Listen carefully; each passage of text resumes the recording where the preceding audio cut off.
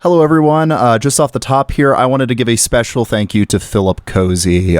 If you listen to this, you probably know him. He's been on a few past episodes. And of course, he was a co-host with me on Mammonberg. As that show has kind of winded down and come to an end, and all the former hosts are kind of going their own separate directions, Phil decided to provide me with his old microphone setup as a birthday present, which I incredibly appreciate. The microphone I was using is kind of getting shitty and old, and this setup was incredibly gracious of him to provide me with. So I wanted to thank him right off the top here. Thank you, Phil, and on to the episode. You are listening to Fruitless, a podcast about history, politics, faith, media, and the internet, hosted by me, Josiah Sutton. This is episode 32, Shared Dreams, featuring Seattle-based filmmaker Wes Klingele.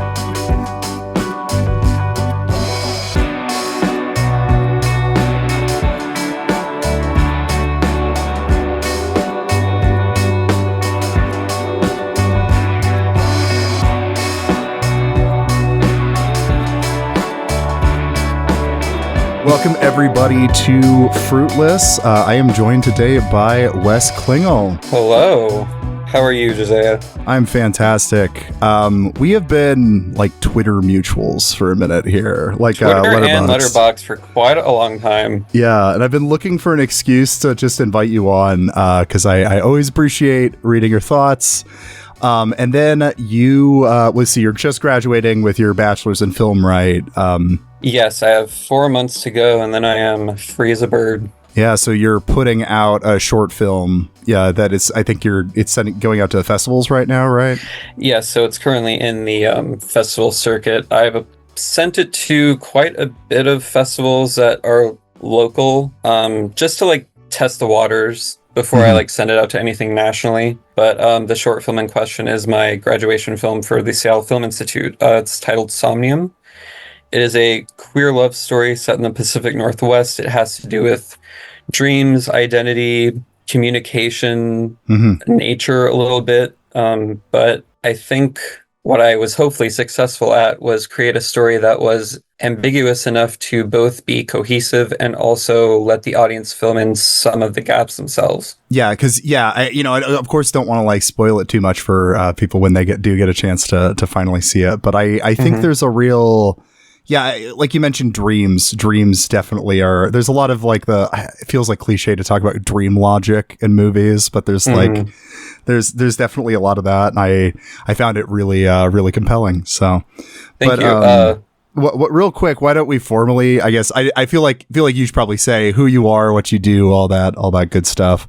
Of course. So hello, I'm Wesley Klingele. I'm a filmmaker in the Seattle, Washington area. I have been going to Seattle Film Institute, which is a film school, for about 2 years now. And that's really been the sort of bedrock for how I've started my aspiring career. Because before this, I'm not good at learning things on YouTube and applying that to outside. You know how people can just watch tutorials on YouTube and then they got it like that. That is just not how my brain works at all. I have to be in some kind of formal structure with peers and a teacher, because to me, that's how I learn the best. Mm-hmm.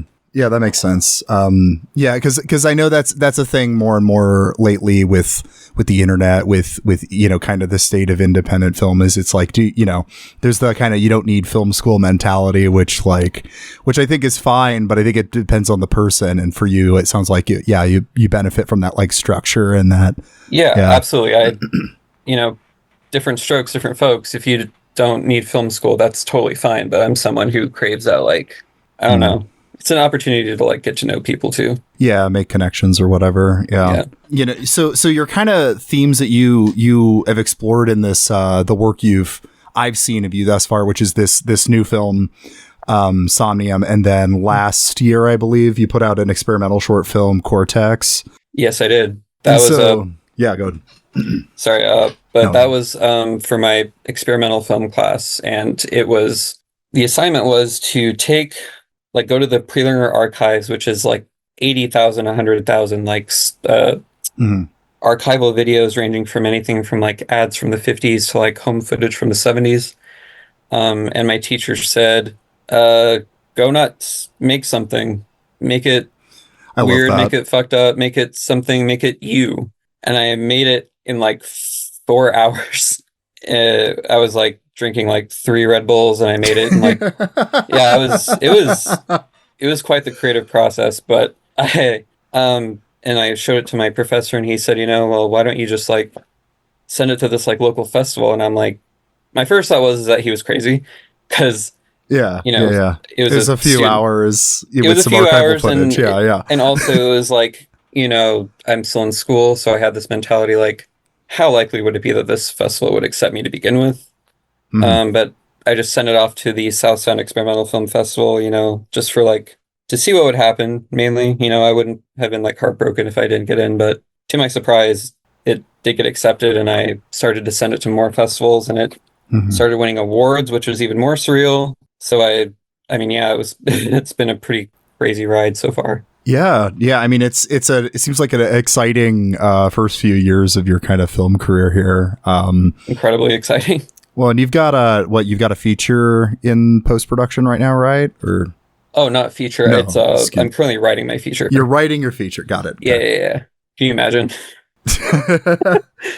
Yeah, just right out of gate, just like pumping out features. No, okay, so you've got another short film in post-production, and then yes. Okay. Yeah.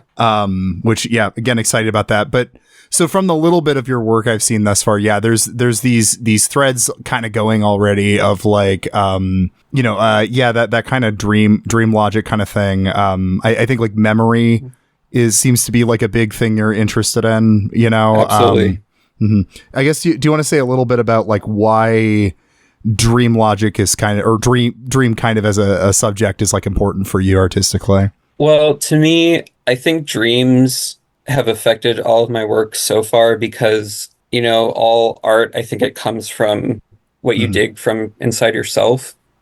And to me, I'm someone who remembers like almost every dream they have. Okay. Yeah. I have very lucid dreams pretty frequently, and they all range from completely just incomprehensible to like, like what the fuck was that, to something that I think is more telling about my life.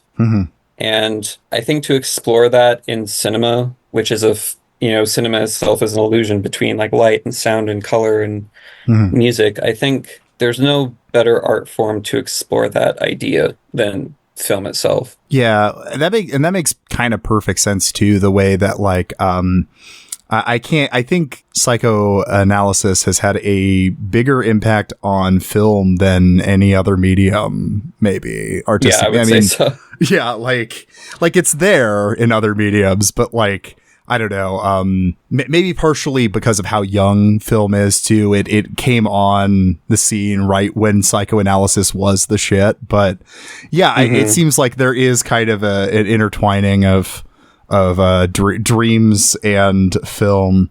Yes. To me, it's about like cinema helps me make sense of daily life. To me, because everyone has their own experiences, everyone has like something painful that they've been through. And I think if you are able to express that cinematically, then you are able to process that in a way that very few people are. Storytelling is in a way therapeutic, and people need that. And that's why, for me, being a filmmaker is the only career path for me that makes any bit of sense. Sure. Yeah. Well, and I think there's something about the kind of notion of like sharing a dream with other people, because it you're interpreting your own experience through that kind of like dream logic, and then you're sharing it with other people. And if they also share that, it like, I don't know, there's kind of a loneliness in your mind, you can be stuck in your mind, and it's like somebody else has experienced the same things I've experienced, right, when you feel the same dream, which actually is what when rewatching Somnium before we started talking, that's actually what hit me about it that time, is the idea of like being connected by having the same dream, is like a real interesting. Yeah. I think the entire film came from this idea that I think the hardest part about being human is that we will never truly understand each other, you know? Mm-hmm. I mean, like, at least fully. Like, you'll never fully be in someone else's shoes. You can only take what they tell you Mm-hmm. and trust that process. So my idea behind this film is what if there was an experience you had with somebody that allowed you to fully understand who they are and what they wanted, Mm-hmm.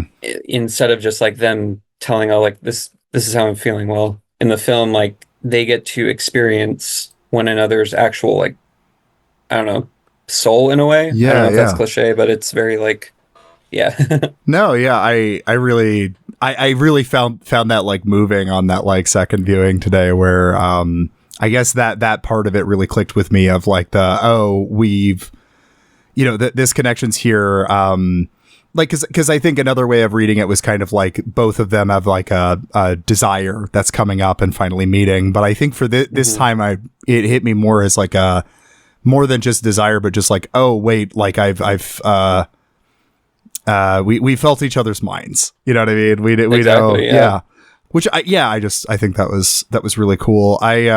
It's kind of weird talking about this in parallel to I did a recent episode of Fruitless on Synecdoche, New York, the Charlie Kaufman movie, and so much of that movie is like, of course, about that being stuck in your head, that dream logic, but it's like this inescapable thing, and all we have are imitations of the other people around us, Right. and right Taken to like an apocalyptic level. yeah. And your film's kind of like, you know, short, but it's kind of like somebody what somebody looks like breaking out of that before it spirals into the apocalyptic thing. It's the letting someone else in on your dream, or sharing a dream with someone or something. Yeah. It's funny you should mention that, because the film was originally longer, like around I would say hitting the 20-minute mark, but the guidelines that I had for the film at my school is that it couldn't go above 8 minutes. Oh, okay. So picture lock had to be 8 minutes. So I was really put in a position where I had to be kind of resourceful as a storyteller, you know, like take out what I really didn't think needed to be there, but in my mind it all needed to be there. I had been thinking about this for like over 2 years, because when I heard that I had to have a capstone project, like immediately the gears are turning. Oh yeah. So no, I mean, very, very different academic fields, but, you know, I studied history in my college undergrad, and it was like, I was thinking about what my capstone paper was going to be, you know, a year in. Because you want it to be the best possible version of itself. Right. And, you know, you want it to be representative of this, you know, this 4-year thing you've just done. Oh, you know, you want it to be like, this is all I learned, and I've applied it to a uniquely myself subject in some way. Yeah. If I'm going to be in student debt, this shit is going to be good. Right. Yeah. Like I'm stuck paying that, because I think I'm a few years older than you. Like I am, because I'm a few years out of college. You know, I'm stuck paying it, but it, you know, I guess there's something that is kind of nice to just be like, but there was stuff I did that I'm proud of from that. Oh, yeah. I think that's And to be good. fair, I'm in college pretty late. I'm 28 years old. Oh, you're 20. Okay. Or 28. 28. Oh, we're the same age. Okay. I just turned 27. Okay. Okay, cool. Actually, that's really interesting though, because I took a year before I went to college also, so I wasn't as late, but I was also late in college. That was a whole thing. That's really interesting. So I guess I'm actually kind of curious about your pre-college then. Like what made you go, no, fuck whatever I'm doing, I'm going to film school now? Oh man, that's like a whole. Is it too? If it's too personal, no. It's like it's just like I'm trying to figure out how I'm going to fit this like Dostoevskian novel length worth of lore about myself. No, so you know, it's the typical like COVID coming like in and like fucking everything up. Yep. But also making me realize things about myself. Like so before COVID happened, I was 2 years into my AA at community college. Okay. And I thought that there was a film program there.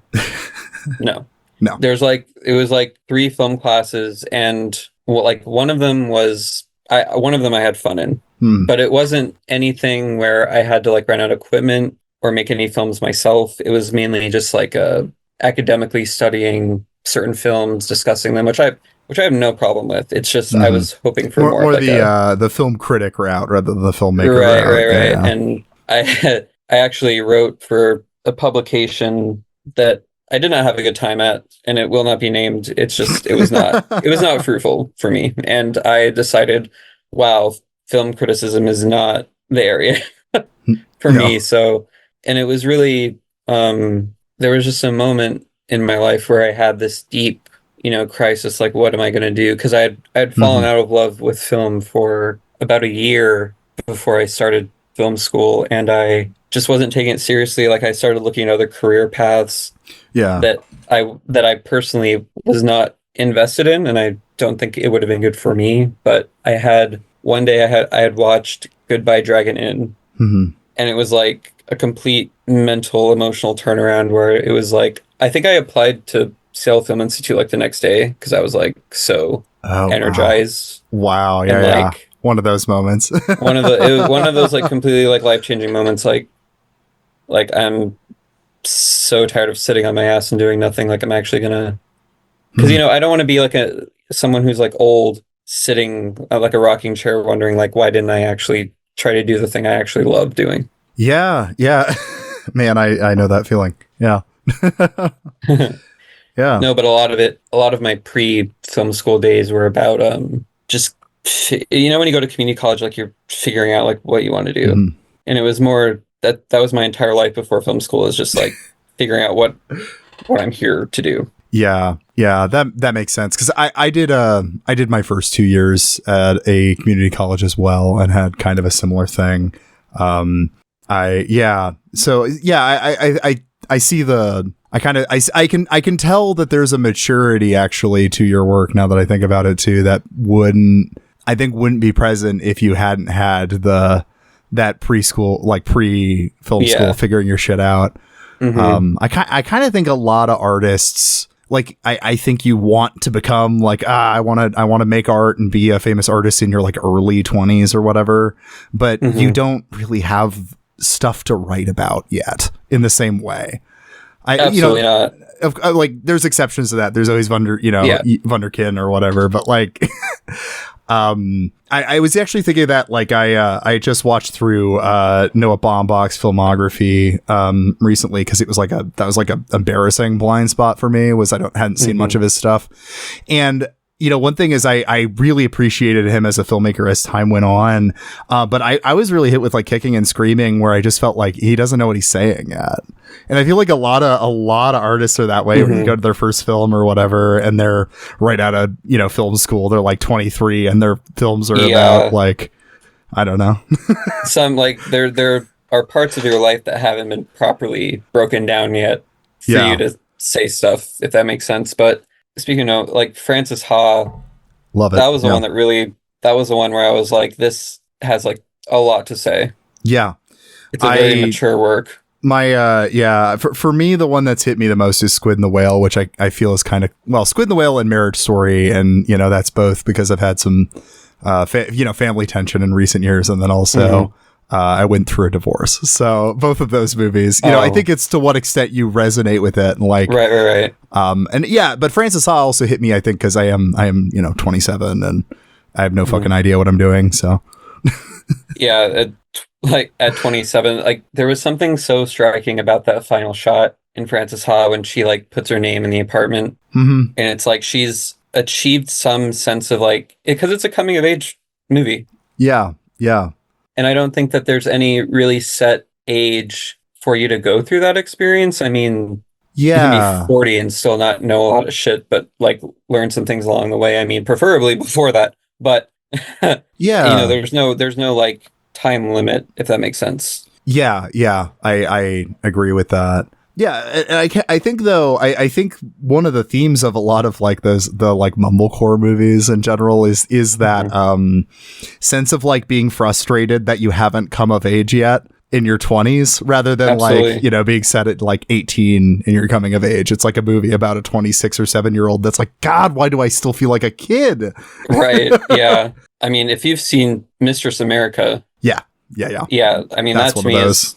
that to me is like the ultimate. It's funny because I didn't even really like that movie when I first saw it when I was younger. I'm kind of indifferent to it, but maybe it'll grow Yeah, on me. and then I rewatched it like way, way later, like 5 or 6 years later, and I'm like, oh, I get it, because I had lived through some shit at that point. So I kind of feel like some of the like Meyerowitz stories or some of those will like hit harder when I'm older, like because I can tell they are as personal as his previous movies are, but about middle age, and I'm not middle aged. I haven't experienced that yet, you know. Right. Yeah, that's totally fair. But yeah, well, and I think there's kind of a coming of age theme subtly to Somnium. Well, I guess it's not subtle because it's in the text, right?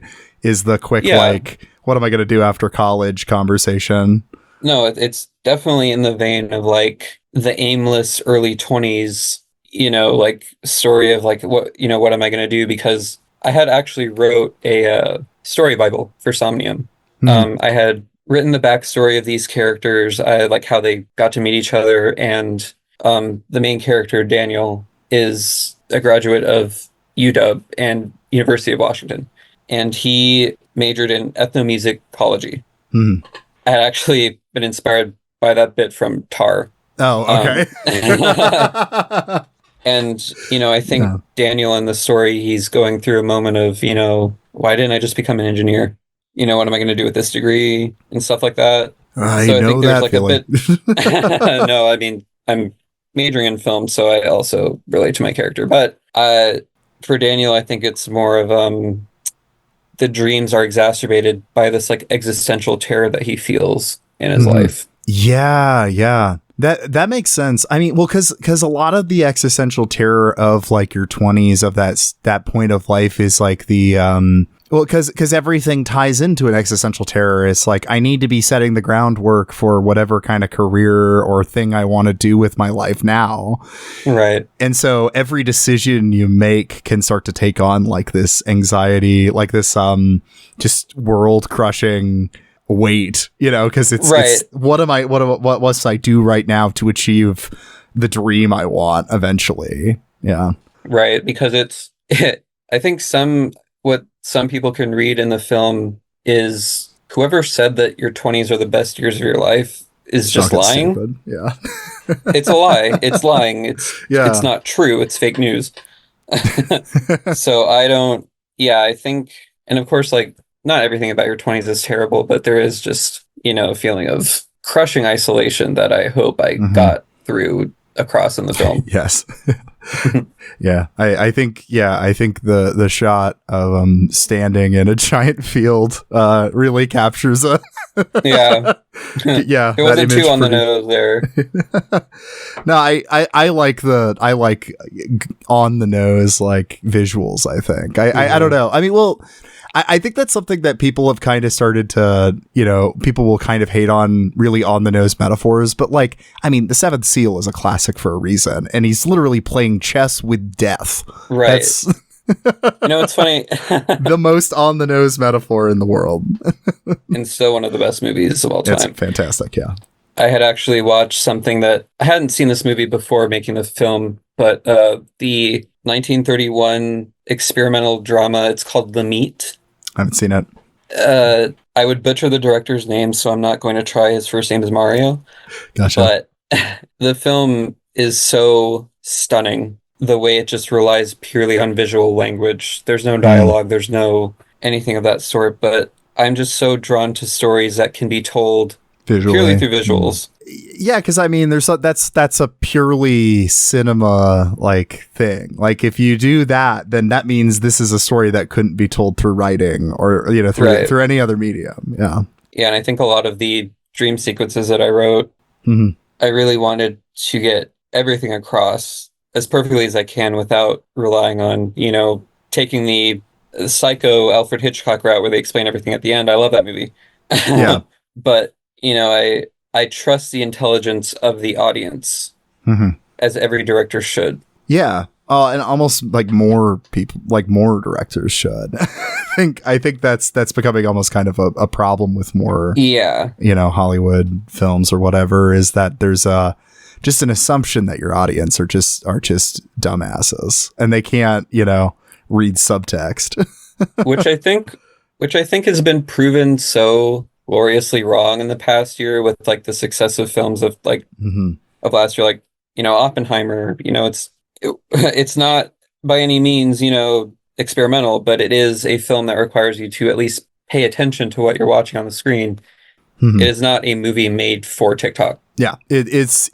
Yeah. And, I still haven't seen it, but I've gathered an intelligent film, Right. And and also, yeah. and people responded well to like Anatomy of a Fall, which Hmm. relies almost entirely on subtext. The big film of last year, again, I did a really terrible job seeing movies in theaters recently, but the big one for me was Zone of Interest. And like, yeah, that was a movie that couldn't be in a different medium, I don't think. Well, I mean, technically isn't it technically an adaptation of a book, but like, like the sound design in contrast with the visuals is like, it would be hard to capture that in a different medium, I think novels are able to get across it's artistic in a much different way, but cinematically, Zone of Interest was just, I mean, even the first like 30 seconds where it just leads you into that soundscape of just like, yeah. or like, I really felt like strapped to my seat, like just listening to those first few seconds of just pure sound. Yeah. And it leads you into the visuals themselves. I don't like, just that whole movie is mind blowing. I had my jaw to the floor most of that movie. The scene that like hit me the hardest is the scene where I believe it's the Polish girl that's working for them is playing piano, and there are subtitles to unspoken lyrics. Yeah, that really blew me away. Because it's like you're not getting a voice to any of these, you don't ever see the voice or the face of all these people dying in the camps, right across the wall. There's just a voicelessness to all the victims. And then there's just this one moment of bursting, like the voice is there and it's an unspoken one just communicated through the piano notes. And it's, I believe I remember the lyrics were like, I don't remember the song, but it was like a longing for freedom kind of was the theme of the lyrics. And it's like, God, it gutted me.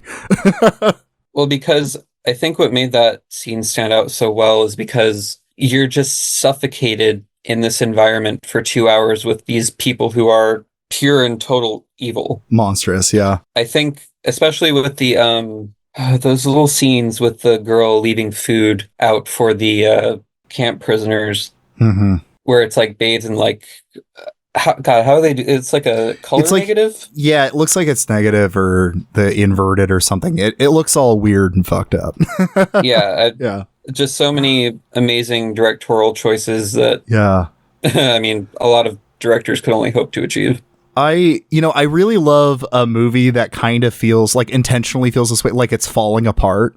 And that's one of those movies that does that, where it is so intentional and stoic for a lot of it. And then it'll just have a moment, like, I think when it like looks at the red flower and then the whole screen just starts turning red and there's noise for a second. And then cut, we're at a different scene. It feels like the movie keeps breaking. Like there's a facade to everything, and that it just keeps breaking around the seams. I don't know. The scene transitions where it like transitioned from like, most movies it would do like from like fade to black, but it was like transitioning from like one scene to red to like the next. And it was just, it reminded me of another film that did the same thing. It's called Beyond the Black Rainbow. I've not seen it. By Panos Cosmatos. There was also fade to red, and then it would go to the next scene. Completely different films, completely different subject matter, but I just love those kind of like idiosyncratic choices that directors do for themselves. Yeah, it's those, I don't know, when it feels kind of like, I don't want to say wrong on purpose, that's not quite right, but like, yeah, it's just something that somebody doesn't seem to normally do. It makes the movie feel, it feels less safe. It feels like anything can happen in a movie that does something like that. Yeah. It's cinematic jolt in a way, like, yeah. Oh God. Yeah.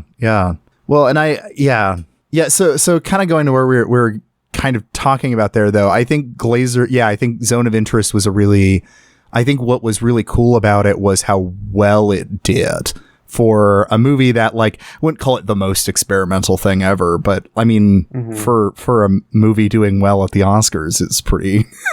Yeah, I mean, I knew it was going to win sound because there was really no other choice at that point. But when I saw Zone of Interest in the theater, it was like a weekday, and I think it was like 7 o'clock at night. It was not empty. It was decently full, I would say. Yeah. So I do think there is, what I'm observing anyway, is like this sort of return to wanting original stories, or stories that will at least challenge you on some level. And Zone of Interest is incredibly challenging. Yeah, I there's kind of I talked about this in a previous episode kind of recently, a few months ago. There feels like a rebellion against the middle brow kind of taking place right now, where it feels Absolutely. like what people are more and more gravitating to is either art house, more high art, whatever, or gutters of cinema. Like, no, give us proper fun genre. Like, if you're going to do genre, do it fun. Like, have a, there's a more of a appreciation for like exploitation film, stuff like that seems to be kind of coming back. And that gives me some hope. Yeah, no, there was a film that came out 2017, 2018, I forget. It's called Revenge. That sounds familiar. And it's a throwback to like the 70s, like exploitation, like a feminist revenge thriller. Yeah. The gore budget must have been insane. I mean, for real. But yeah, what I hope to achieve in my own filmmaking is this return to, like, I don't want to spoon feed you anything, because at the end of the day, what am I doing as a storyteller? Well, and talking about what's unique to film, I think one of the biggest things is ambiguity.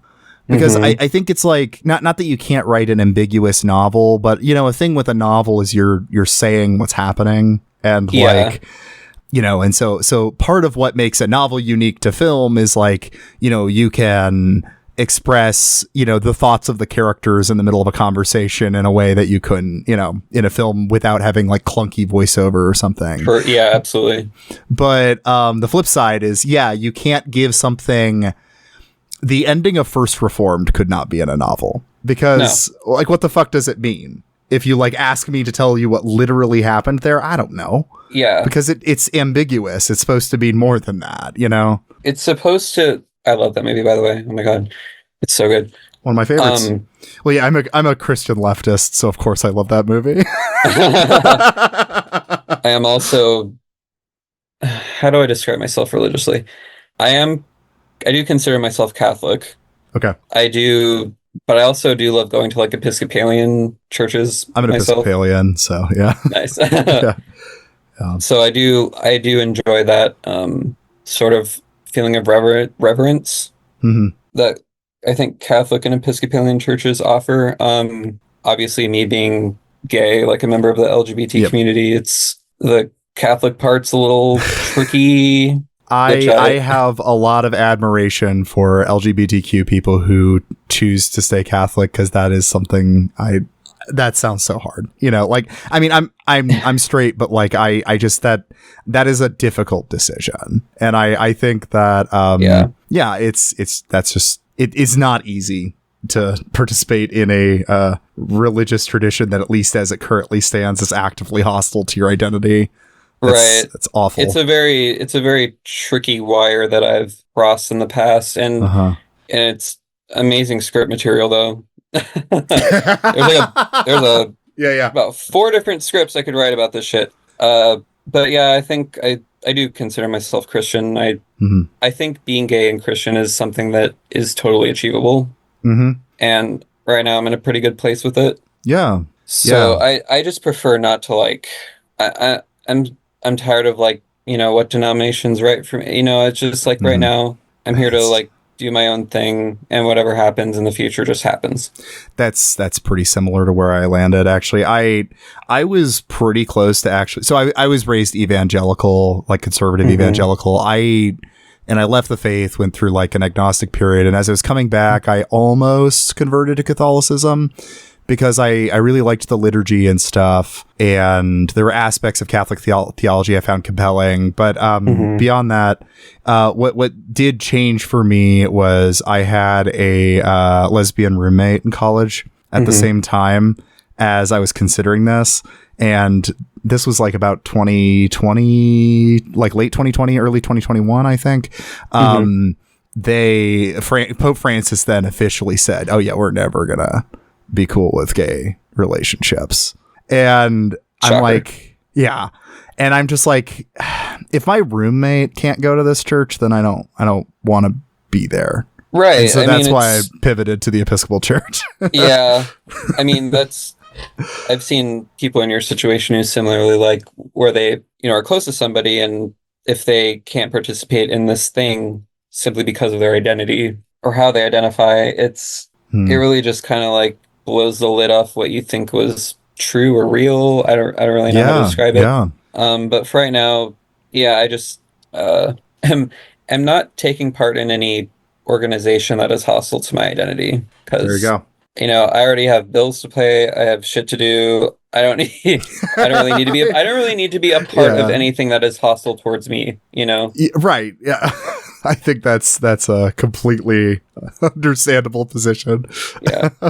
Well, I guess, bringing up the religious themes then, I guess, to what extent does or doesn't like religious themes kind of influence your artistic, philosophy at all? I feel religion has a foundational impact on the things that I make. I mean, Cortex, my experimental film, I incorporated these Gregorian chants, and I pitched and slowed it down. I did a lot of like weird. I didn't realize that's what that was. No, okay. Yeah, that's super cool. Yeah, and I realized in the middle of making this that I was making something that was borderline religious, at least very reverent to what was being shown on screen. And when I presented it to class, almost everyone pointed out that there was some kind of like lingering religious angle to it. Because, when I talk about how dreams have affected me because I've lived with, lucid dreams my whole life, I have had experiences that I would explicitly describe as supernatural or religious, and I'm a fairly like, let's talk about this logically. Let's like think about this through reason. And the experiences that I have had in terms of religion, none of that can be explained with any type of, at least objective viewpoint from logic. So I think Somnium as well has some, I would say, it flirts with the supernatural. Yeah, I think some of the dream aspects are, I think they're maybe not explicitly religious, but there's a kind of transcendent feel to a lot of them. I mean, there's that image toward the beginning of I can't remember the specific both the characters' names, but one of them's looking at the other one's like floating above him. Like that's a very evocative of some religious iconography or whatever. Can I be perfectly honest with you? Yeah, I totally ripped that shot off from End of Evangelion. Okay, I mean, you raise an interesting point. Well, yeah, there's kind of weird religious themes to that too. So, I mean, that isn't, that crazy, but yeah, I mean, sharing someone else's dream isn't something that happens. So, materially that doesn't happen. That's a spiritual thing. Yeah, in some sense or another. I think there is like more of a question there, a little teaser, I would say, but I didn't want to like lean too hard into it. I wanted it to be somewhat fairly grounded in reality. Yeah. Well, yeah, I mean, I think, because again, that ambiguity is like, I think a big part of what makes it work and what makes a lot of film work. Yeah. Well, and I was going to say in general, those scenes in Somnium do have kind of the dream scenes have kind of a transcendent feel, because even though they're not maybe explicitly evocative of religious images, they feel to me the way like chunks of like later Terrence Malick films have felt, where like they just kind of, just the way it's shot kind of seems to evoke like something divine being there. Right. I was heavily inspired by A Hidden Life. Okay. Yeah. Especially for like the field stuff. And also the Tree of Life. I would say I love that movie. That's I'm I'm waiting on The Way of the Wind. Mm. Yeah. Is a film about Jesus that's coming out supposedly next year. I can't imagine someone I would more want to do like a Jesus film. Like Terrence Malick and Scorsese, and both of them are considering that, or working on that. So, well, Terrence Malick has flirted with it for his whole career, pretty much. So, I mean, and Martin Scorsese, he's as Last Temptation, of course. Yeah, he also is making Scorsese himself said he is making a film about Jesus with Andrew Garfield and Miles Teller ? Yeah, I'm pretty excited with that. So, yeah. I mean, we're talking about filmmakers where religion, is a critical part of it. I mean, I think Scorsese is Terrence Malick and Scorsese are like pretty strong examples of that. Right. Yeah. Well, and and Paul Schrader. I mean, we mentioned we were talking about First Reformed earlier. I think there's something to that of like. Film is a weird medium because I think it's usually at its best when it's working through this tension of like transcendent divine longing on one hand, and then just base guttural sleaze. You know, like that's a opinion that's very much formed by just from Scorsese for me, but like it's kind of stuck with me with most of the movies I watch. Is I think that's what I tend to enjoy most is when it's kind of either a conflict or a conversation between those two different wings of the art form. No, absolutely. Paul Schrader, he made a film called Master Gardener. Yeah, I saw that one. Yeah, Joel Edgerton. I think that rides a pretty tight line between like the sleaze and the divine. Yeah, I'm not sure how successfully. I like that. I like it because I like Schrader. I had mixed feelings on that. Was my least favorite of the three of that like trilogy. Yeah, I think by far, if we're talking about like divine versus sleaze, I think the Card Counter was a much more successful attempt. Mm-hmm. First Reformed doesn't have a ton of sleaze, but it definitely has the divine. Right. It is absolutely riding that line. Mm-hmm. I would say, but yeah, First Reformed out of the three is the best one. Have you ever seen Hardcore before? Like Paul Schrader's like earlier attempt at dealing with that theme? No, but I've seen the poster about 500 million times. It's a very evocative poster. Yeah. To be fair, it's solid. I mean, I like it. Well, okay. Let me backpedal. There's a ton of very legitimate complaints to it, and in a lot of ways it doesn't work.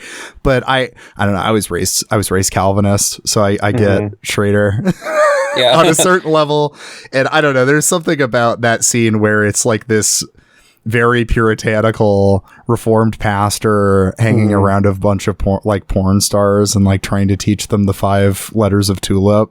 And that's funny. That's such a Schrader thing. Sitcom material, but he's able to elevate it. And, Calvinism, remind me, that's the branch of Christianity that's a bit more fatalistic, I would say. Yeah. It's a bit more like it is written and you can't do anything to change it. Yeah. There's different forms of it because like I would still actually kind of consider myself a Calvinist, but it's very different than it was when I was growing up. Because your typical conservative form of that is very much you are predestined. Everything's predestined. There's the people that are saved and the people who aren't. And, you can't really have any control over that, but you should live a moral life, whatever. Jesus saves you. Everybody's born a depraved sinner, whatever. The kind of left-wing version of that, it's not, well, I don't want to say the left-wing. The version of it that I've like held on to is I haven't gotten rid of the idea of total depravity or that like sin infects everything. But I think for me, it's evolved into a much more left-wing systemic understanding of that. Original sin is, yes, it's our own desires and selfishness is like the inherent root of evil, but it's also like it's the ability to be a desk killer at an office job. You know what I mean? It infects us in that way. And so to get back to the determinism, I think that I do kind of think there's a determinism to it, but that nobody knows it. And so it doesn't like functionally matter.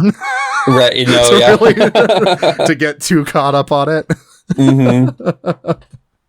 But Anyway, yeah, and so but Schrader was he was raised way too Calvinist. Yeah, I would say for me, like, I think what heavily influences my, at least the religious aspects to, or religious themes that can be pulled from the films that I make is I don't care like how long I live. I don't care like who I become in the future. It's just I will always love that mix between horror and the divine in Catholicism.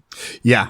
That other branches of Christianity just don't explore. I mean, this is Catholicism is an absolutely brutal religion. I mean, it will not hold your hand. It deals with like things that, I mean, really just keep people up at night. It is intrinsically, it deals with horror. Yeah. And actually, I think a lot of Christian traditions maybe should work with like that again. I think Zizek, I don't think he's the where it comes from, but Zizek always talks about the monstrosity of Christ, and because what you're dealing with in Christianity is terrifying. Yeah, it's absolutely terrifying, and I think I'm extremely interested in that kind of approach to horror in religion. Yeah. I have a buddy that's for those who listen to this, I'm talking about Jackal because he's on this frequently, but Jackal and I always have this frequent conversation about he's got this kind of mentality about the way he wants to artistically talk about religion that I find really interesting, where he likes the idea of bringing back the aspect of the Bible where like anytime God reveals himself to people, they're just like horrified and whatever. So like God as like a Lovecraftian horror, but then what do you do with that when the Lovecraftian horror like turns over, looks at you and says I love you and then disappears? That's what the Christian religion is. Yeah, it's there's a quote from the Seventh Seal that I will think about till the day I die. Max von Sydow's character, he's talking to, I can't remember who he's talking to, but he says faith is like loving someone in the dark that doesn't answer. Yeah. And I remember I had to pause the movie and like cry because it's so true. Yeah, Bergman's one of my favorites for this reason, because the silence of God has been a really important part of like my religious development because I am by default a pretty materialist person. And I think a lot of my religious development has been coming from a sense of longing for a spiritual transcendent moment and never receiving one. And especially as in kind of evangelical cultures, it's if you don't get that, then you've never had a connection to God. You're not saved in a lot of people's minds. And so it's more charismatic, but like, I don't know, in general, that was just something that always really troubled me. And then, combine that with Calvinist, everybody's preordained whether they're saved or not. Then I just get, must be damned from the beginning. And, terrible for your mental health. But all that to say, so Bergman is always really connected with me because so much of his movies, are built around that, obviously, that kind of silence of God premise, but also that like they end up sometimes being really faithfully religious artifacts, and they like build faith off of like this God that's silent. I would say the flip side, and I do want to explore this in like later films. The flip side of the silence of God is sometimes God is loud and makes his presence known. And in the experiences that I sort of briefly touched on, where like I've had these like experiences that I would explicitly describe as religious, for me, it's like, I kind of know that God is there. It's for me, it's not a matter of faith. It's a matter of like, I know that this presence is there, but so how do I reconcile that with my daily life? I'm supposed to just carry on and pretend that everything is normal. It's, I do want to explore that kind of theme later on, because it is existentially terrifying in a way that's not dissimilar to what you described. Yeah, well, it's two sides of like a same coin, because there's something about the absence of God, and then there's something about knowing God's there and not knowing what to do with that information. Those are maybe similar. Yeah, those are, I think, two sides of the same coin. Is thinking of that's the end of the album Control by Pedro the Lion has a song Rejoice, and it has this line, "Wouldn't it be great if everything were meaningless? Unfortunately, everything's so meaningful." And that's like yeah, I would say that pretty readily sums up life. Yeah. It's kind of funny because it's like, actually nihilism is like an easy way out. Unfortunately, things actually do matter. Yeah, the things that you do and the people that you love, like, actually, I could never buy into nihilism because it just seems so like, what now? Like, that's the question, what now? Yeah.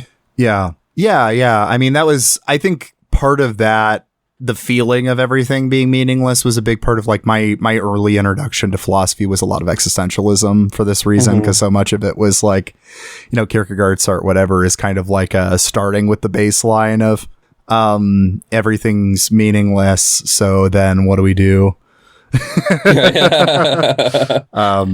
Not as much Kierkegaard, but yeah, like Sartre and Camus and stuff, which are all the like teenagers' favorite philosopher kind of people, but they've been influential on me for most of my life, unfortunately, maybe.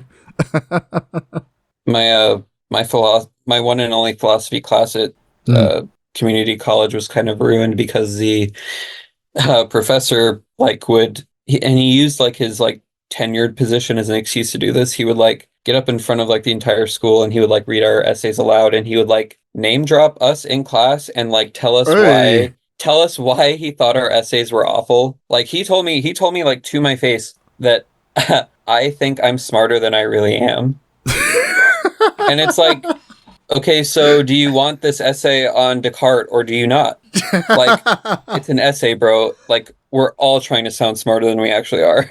We are college undergrads. Everyone here is a dumbass trying to sound smart. That is literally the idea. You're not getting like PhD fucking you're not getting that out of like these 18-year-olds that got out of bed 15 minutes ago. Right. Yeah. And if you do, then that's the one that'll probably go to grad school. Right. And no one in my class ever was a philosophy whiz, so it's a hard subject to teach, and I think it's a subject that gets poorly taught a lot. Yeah. Because I remember really having, like, when I was at community college, I liked the professor, but he just was not doing the best job at making people who didn't get philosophy get it at all. No. And I had just been a philosophy nerd in my free time for years, so I was able to like get what was going on, but I ended up just having to help people a lot because like this professor would just like assign Kant. Kant is hard to read to like a bunch of freshmen in a 101 class and just be like, here, read groundwork of like, no. It's like looking at a 3-year-old and say, here's some Nietzsche. Yeah. And it's figure it out. And their response is going to be goo goo gaga. Right. And that was, yeah. And so it's like, God, I don't know. It's hard to teach. That's just a subject that's hard to teach. Yeah. I think, speaking of Nietzsche, it reminds me of have you seen Bella Tarr's filmography? Oh, I love Bella Tarr. Well, I'm a terrible Bella Tarr fan, despite I would consider him one of my favorites because I haven't seen Satan Tango because it's so long and I want to do it in one sitting. Do you know how I got around that loophole? How'd you do it?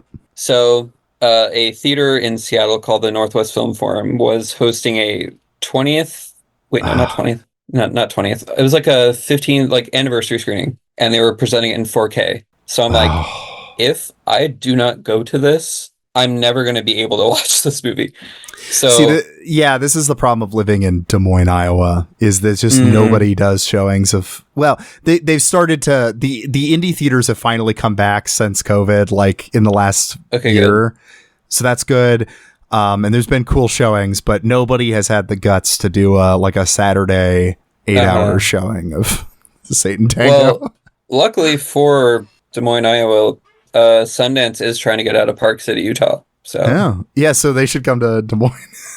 That's what I'm saying. Yeah, I mean, make some shit happen, dude. There's like 5 people into film here, and but there'll be more if you show up. If you guys for real, yeah. But yeah, so the anniversary screening for Satan Tango at this theater I went to. Yeah, it sounds incredible. It was he laid out like this person like laid out the kind of ground rules. There's 3 intermissions. Yeah. They would show a 2.5-hour part of the film intermission, then another 2.5-hour part, then the last 2.5-hour part. And at a certain point, you just feel like you start to live there. Yeah. In the theater. There was that's what a good long movie does. Yeah. There was one scene that I just entered like a state of like hypnosis. It was a long like tracking shot of like a train going into this abandoned village. And the sound of the like rusty wheels, I think I'm not like really even exaggerating here, for like a good 10 minutes. It was just that one shot. And I thought, am I going insane? I loved it. Yeah. But I felt like I was on like a 3-day bender at that point. Stealing this from Will Sloan, I like what he said about slow movies before, that you don't realize until you watch these movies that boredom has a texture. There's different types of boredom. That's very apt. I think that's right. Yeah, because I mean, I love Bellatar is one of my favorites. Tarkovsky is one of my favorites. I really like that slow, contemplative, long shot kind of look, and part of it is being bored a little bit. Yeah, and I'm a huge proponent of slow cinema, the slow cinema movement. Love it. Yeah, love it. Yeah. Kurosami. It's all good. So I think you brought up Bellatar in relation to, I think, philosophy, existentialism, though, originally. Mm-hmm. Where were you going with that, if you remember? Oh yeah, I was just going to say how much I love the quote in the beginning, the Nietzsche quote, like as the opening shot was happening, of like the horse just like braving that storm. Yeah. And I just so love when a film just right out of the starting gate just announces itself like, this is what this is. Ride with it or don't. Yeah, that's Damnation, I think, has something kind of like that too, where the opening shot is that like I don't even know what the fuck it is, some industrial thing where it's like carrying the baskets, and you just watch that for like 5 minutes as the camera is slowly zooming out. You see we're shooting it from within a room. And like here's your character. Yeah. It's so brilliant. I love it. It sets you in a place, and it sets you in for get ready for this movie. If like you said, you're either with this or not. This is going to be a crushing, maybe a little boring, depressing movie. And it says it up front. And at the end of the day, going back to what I said about, respecting the intelligence of your audience, I think, Bellatar is an extremely cynical filmmaker, and a lot of filmmakers in the slow cinema movement are, but they still entrust the audience with this material. And I think that's a very heartwarming in a way, I would say. Yeah, I guess I kind of feel like this. I have this weird thing where people describe a lot of stuff I love as like nihilistic and cynical, pessimistic. And I mean, it is that, but I always see glimmers of hope. I see that in all of Bellatar's, and I think one example of that is what you're saying, that he's a humanist in the sense that he trusts the intelligence of the audience to do something good with what he's providing them with. Right. The difficult thing he's providing them with. But yeah, I don't know. No, I mean, with like Tar and Tarkovsky and director of Memoria as well. I don't want to like butcher his name. I think it was Apichatpong. I cannot pronounce the last name, but I can say Apichatpong. I don't want to insult anyone by trying, but I think what those filmmakers are so good at is capturing something. I think cinema is something that should be able to capture what is real and what is also painful. Mm-hmm. And I think what those filmmakers do is they let the audience sort of sit in that pain. Mm-hmm. And it's sort of like, for me anyway, it's sort of like it's expunging all of this like spiritual, mental like gunk. Mm-hmm.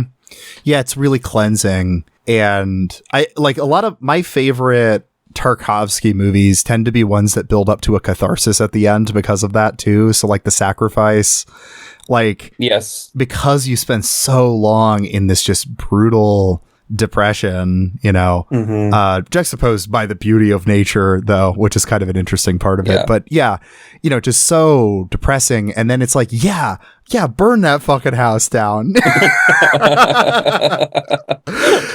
Or, one of my favorite, talk about like one of those scenes that made me go like, oh, I love film is the ending, the final few scenes of Nostalgia. Tarkovsky's Nostalgia, like the self-immolation scene is that's one of my favorite scenes of all time. Yeah. When you were talking about The Sacrifice, I was like in my head, I'm like, please bring up Nostalgia. Yeah. Nostalgia is actually my favorite Tarkovsky movie. I think I'm kind of surprised that it's not more people's favorite, but I don't know. I just watched it a few weeks ago, and I think it's sitting pretty comfortably in like the top 2. Yeah. Because I think Stalker will always have like a place in my heart. I love as Stalker. Well as those, like, as well as like the final moments of that film. Yeah. Stalker, I loved it when I saw it, but I liked it when I saw it, and I think it took a second viewing to love it. Because the context I got to see it and love it was actually one of the few indie theater showings that, like I was talking about that indie theaters haven't been doing cool showings very often, but they did a Stalker showing at the Varsity Theater here a few months back, and that was when I got it in a way I just like hadn't. I think partially by getting trapped with it, because there's so many movies that I've had to like watch on my phone while I'm at my office job, like I was at my office job or something, that like I think probably didn't give me enough of that being trapped with it aspect. And Stalker, once trapped with it, like I remember thinking, because I kind of watched Tarkovsky's filmography backwards, I was kind of missing that catharsis that's in his like final 2 movies with Stalker, because it's the buildup, but it doesn't quite have that catharsis.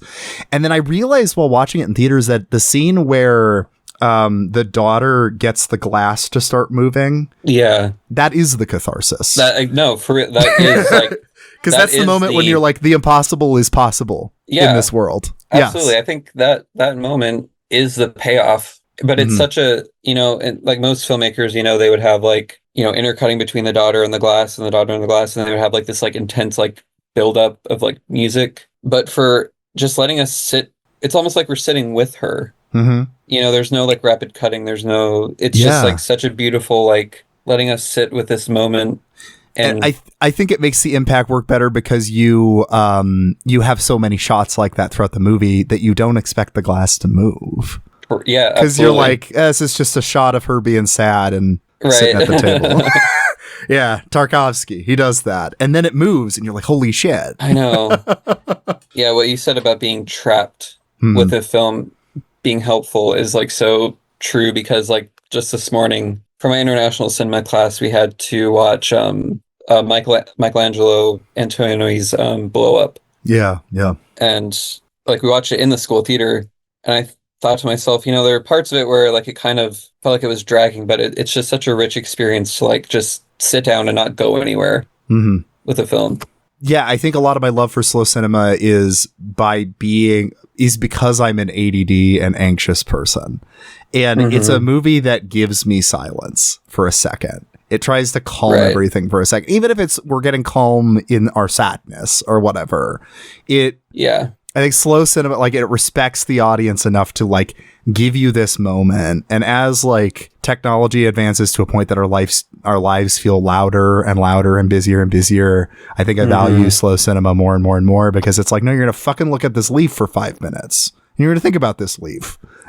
Yeah. And you're going to think about the leaf after that shot. Yep. No, I totally hear what you're saying, because, as someone also with ADD and anxiety, like, especially with the schedule that I have where it's so like hectic at certain points, like I really feel like I almost have no time to myself anymore. So when I do have a moment where I just get to like sit down and do nothing, like I cherish those so much now. Yeah. I think the older I get, the more I'm a kind kind of a cranky old man about my free time. Like I'm protective of it, you know, Oh, very much so, yeah, because I don't know, because everything's so busy all the time. I know. Yeah. Pump the brakes on this train. No, but Yeah. I definitely had some Tarkovsky shout outs in Somnium.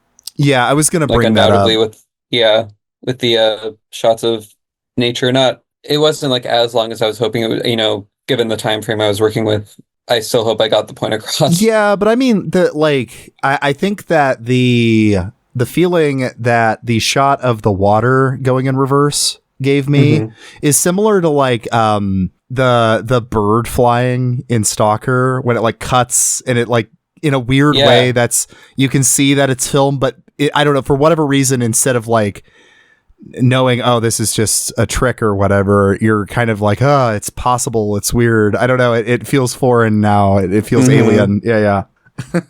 Yeah, I definitely wanted to evoke the sense of entering an alien space. Yep. Which, I mean, yeah, that's very Tarkovsky. I could see that influence. Thank you. Well, so we've talked about Tarkovsky. I guess maybe a question is kind of like, who are your, like the Mark Maron thing, who are your guys, you know, who are like your big like filmmakers, your influences? Yeah. My boys. Yeah. Well, I call them like the top four. Okay. Because like I do have like, there are four filmmakers who, I mean, without like watching their films, like I wouldn't even be sitting here talking to you right now. About stuff, but it's undoubtedly, Andrei Tarkovsky, Wong Kar-wai, okay, Jean-Luc Godard, and Scorsese. Okay, yeah, that's a very good picks. Yes.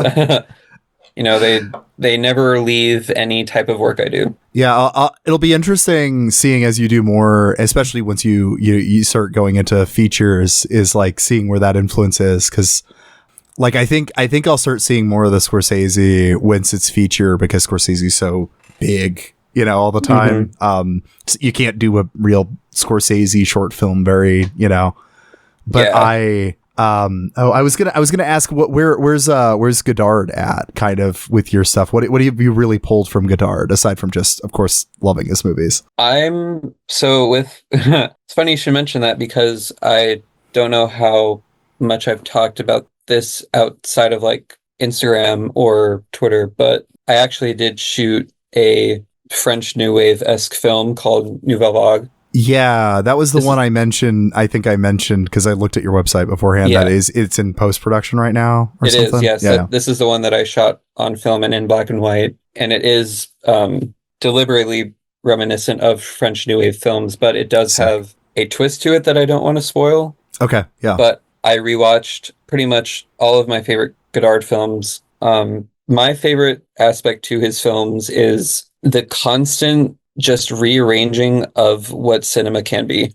because I watched Breathless, I think in 2017, and I think that was one of the most formative experiences for me in terms of watching a film, because it was introducing so many like techniques, editing. The style was, timeless. For me, Godard is an inspiration of like what I think cinema is possible to do. Yeah. Like, where can cinema go from here? Yeah. And people always cite him as like, the archetypical like film student pick, and like I'll outgrow him, but I don't see myself outgrowing him. He's had such an impact on me that I don't think it's like possible to separate myself from his work. Yeah. Well, yeah, I think people kind of have that response to him because he is he's a very, I don't want to say pretentious, because that's such a boring way of putting it, but like very, he's doing what he wants, you know what I mean? And he can be frustrating and obtuse in that way. He's also and I obviously didn't know him in life, but like he probably could come off as a bit insufferable, I wouldn't want to be friends with Godard. I don't think if he was alive, he would have any like positive things to say about American directors in general. So I don't know. I'm really not sweating it, but I think just there are so many moments off the top of my head where I just think to myself, that's so fucking incredible. Like the machine gun shot edit in Vivre Sa Vie Yeah, yeah. is just mind-boggling. Yeah, my favorites of his are probably Vivre Sa Vie and La Chinoise. Oh yeah. Of course, because I'm a lefty. Of course, I have to like that one. I don't think you'd. I mean, I love that movie. You know, I also consider myself a leftist, but I don't think I would want to be in a room with those kids for more than 5 minutes. Well, I think that's why I watched it, especially at a moment when I was really frustrated with like the left in general. You know, being in a in the humanities in a private liberal arts college, I'm around a lot. I was around a lot of Maoists whose dad owns a car dealership, like that kind of. Or they work for Lockheed Martin. Yeah, right, exactly. But they're supposedly, radicals. I think. Sorry, yes, go ahead. No, so that I think that's what because the movie is both sympathetic to, it likes the aesthetics and of 68, of the French New Left, but also it's kind of making fun of it too. And for me, I kind of need both of those because I can find myself really frustrated by. Thankfully, Godard had a good sense of humor about himself, and his movies are hilarious. Oh yeah, and he was aware of like the type of director he was, and he kind of like poked fun at himself. So I think any director should have a good sense of like self-awareness. Mm-hmm. Yeah. I mean, he's really like one of the original like those directors that kind of feel like they're trolling the audience the whole time, but in a good way though. Like I don't dislike that. That's not but I feel like most Godard movies I've watched, I have kind of hated them while I'm watching them, and then afterwards, the more I think about them, the more I like them. There's like a afterglow to them. Yes. But also, just I think the last point I want to make about Godard and like how he inspires me is he sort of comes from that school of montage editing from Sergei Eisenstein. And Sergei Eisenstein is also, I would say, like, if I had to like pick a fifth person or director or filmmaker that had the most impact on me, it was Eisenstein. Because I do think I subscribe to that montage editing style of filmmaking, at least right now. I do want to explore more methods in regards to like slow cinema and like how that'll pan out, but I do think montage editing is like what I've been doing. Yeah. Whether I notice it or not. I think it'd be interesting to see how that, your slow cinema influences once, with a feature, the slow cinema will be able to be able to kind of stick out more. But I think you can do something with those juxtaposition between montage that's maybe more rapid and then slow periods because it gives you whiplash.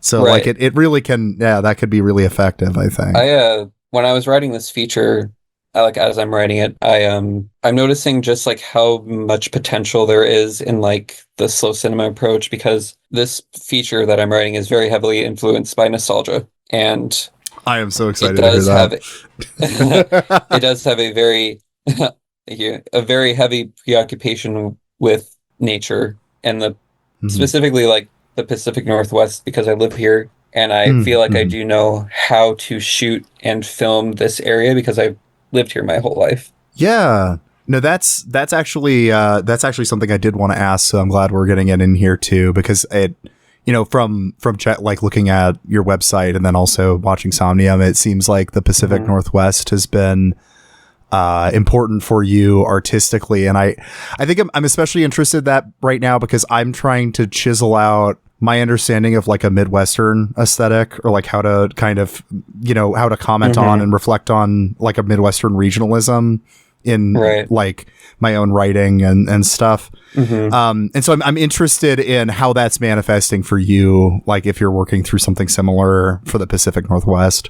So for me, since I've like grown up here, obviously, I think a lot of like how I film the Pacific Northwest region is purely like instinctual. Yeah. Like for me, I know a lot of like areas to like where I feel like it would be good to film, but I think there's such a spiritual quality to the region itself that I think the only other filmmaker that I think has ever tapped this potential is Kelly Reichardt, because her film Old Joy and another film which takes place in Montana, but it does fit that Pacific Northwest kind of like style of certain women. Okay. So for me, the area is, how do I put this? The area to me is just a very spiritual place Mm-hmm. where I feel like, and this might sound like ooh, like tree huggy, No, hippie that's fine. type It's fine. bullshit, but I do believe that, people here are tied spiritually to the land. Mm-hmm. I believe that wherever you live, you can tie yourself spiritually to it. And, Mm-hmm. for me, like the Pacific Northwest, like the forests are very mysterious, like who knows what's in it. Mm-hmm. So for me, the region has like so much potential, both like spiritually, cinematically. It's very hard for me to Yeah. describe because it's like so tied to who I am. Sure. Sure. Yeah, that's really cool. And I think there's something to that with so much of the Pacific Northwest, which I haven't spent a ton of time there, but I think a major difference between it and a lot of other parts of the country is how much of it like isn't how much of it has remained kind of untouched. That's a bit of a loaded phrase, but it's not so like Iowa, where I'm at, is the most ecologically altered state in the entire country. Really? Yes, which you don't think about until you think about cornfields. Cornfields aren't natural, and that's what most of the country, most of the state is. So it was 70% tall grass prairie at one point. Now it's 0.1%. Wow. So yeah, awful. But yeah, that'll be some future episodes of this. I'm going to start talking about that. But I think that's kind of a difference, though, because I think your ecology, your natural environment shapes your mentality, your consciousness, or whatever in really unconscious ways. Like that I don't know. I don't know. I don't know exactly what it does, but I do think it kind of shapes you in some sense. And I think I could imagine something about the Pacific Northwest still having the forests, still having the coast there, nearby, and having the specific weather it does. And yeah, I mean, that spiritual component, I can totally see why Tarkovsky would resonate with you and then also be influential here, because that's the same, a very similar thing of his love for nature being kind of a part of the transcendent. I don't know. He was very, to my knowledge, he was devoutly Orthodox. Yes. Yeah. And he believed that art should serve a spiritual purpose. When I went to that showing of Stalker, I got to go with a good friend of mine who is Eastern Orthodox, and he'd never seen it before. It was really fun seeing him react to that. And at some point in the movie, he leaned over to me and said, "This is the most Orthodox movie I've ever seen." Yeah. That sounds about right. If you've seen like any Orthodox service, you would understand that like heavy spiritual side to his filmography. I mean, anybody listen, go to a Divine Liturgy and then afterwards go watch Andrei Rublev or yeah. It's All right. Well, I think we're kind of moving toward wrapping up here. Is there anything else you want to say?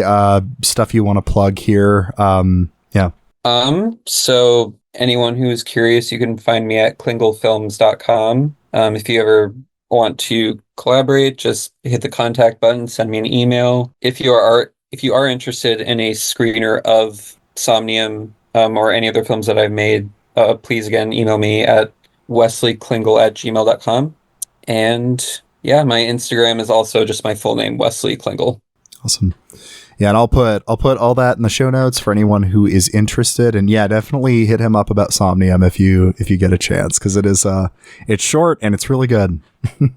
Thank you. All right. Well, thank you so much, and thank you everybody for listening. All right. Thank you, guys. Thank you so much for listening to today's episode of Fruitless. If you like what you heard, make sure to leave a review on Apple Podcasts. It helps me out with the algorithm. And if you really like what you heard, make sure to check out the Patreon. Link for that is in the show notes. You get 2 bonus episodes a month. Recent episodes have included a conversation with Chris Barker about the last 2 years of the war in Ukraine, and a conversation with my brother, Caleb Sutton, about punk music, emo music, and all sorts of fun little stuff. And speaking of patrons, this show is brought to you by our lovely patrons, who include, I am once again, Philip Cozzi, Gavin Aronson, Joseph Gross, Kyle Gannis, Moss, Regular-Sized Horse, parentheses, Small, Robert Heilman, Steven, aka Spike Stonehand, The Worst of All Possible Worlds, and of course, Chris Barker. Thank you so much for listening, and now this is Rejoice by Pedro the Lion.